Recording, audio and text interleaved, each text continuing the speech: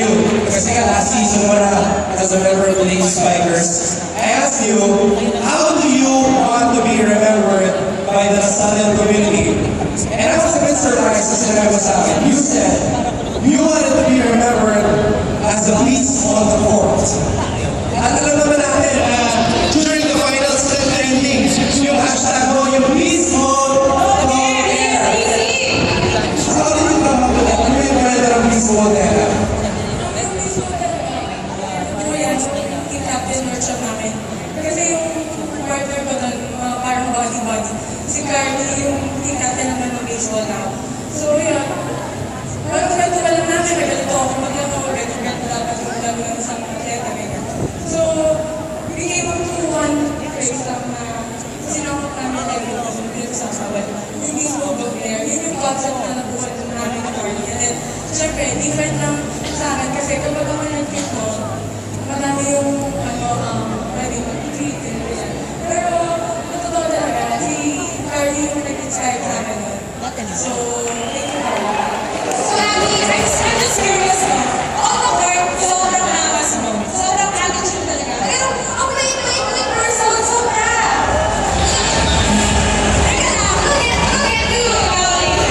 Sobrang wait ka talaga. Saan mo nakukuha yung attitude yung angas na yun? Kasi, there's never many. Okay, so, syempre, kapag nag-learn sa loob ng court, hindi ko na inaalala yung sarili ko na babae kung kailangan lalaki na. Kasi hindi ko pwede pumasok sa court na pwede ka lang nandiyan ka dyan sa court. Kung hindi ka lang, wala ka natalo ka lang. So, kami, yun yung namin, parang ngayon natin sa pag-game, kailangan hindi ka makikilig sa labi mo. Kailangan hindi ka makikilig sa kanila. And yun yung way ko, tsaka ko na hindi na ako yun. Pagod lang kaya ako na. Abby, you are definitely a one-of-a-kind athlete. You are a leader. Miss ka namin. Makita mo lang si UAP. But I'm sure your legacy will never be forgotten. Thank you so much for your 5 years.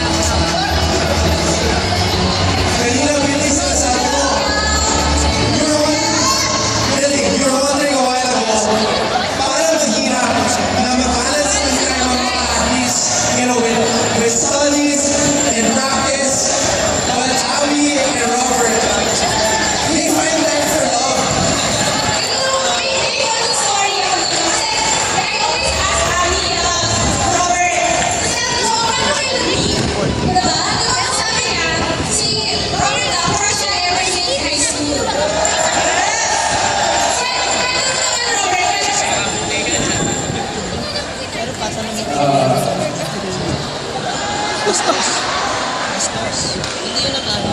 Sandali. Ano naman ang simili? Bakit naman? Siya lang ang at siya lang bastos. Sabi sa sarili ko, nagsisihan mo ako sa basketball sa mga sa probinsya. Kaya nga nalayan na pagkakawin. Alaharan sa stress.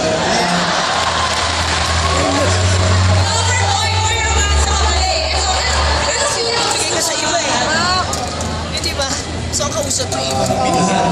Sa lahat. Gusto ko siya. Kailangan iba. Gusto ko siya.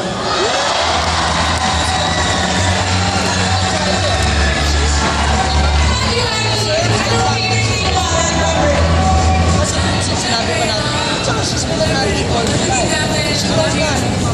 So, mag-iyak ka dyan. Basta ka lang ngayon siya, nagigilay yung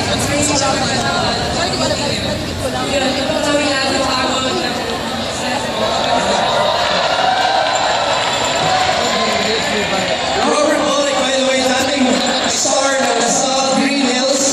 before coming here to LaSalle. He's already a champion. At mapapanood pa natin si Robert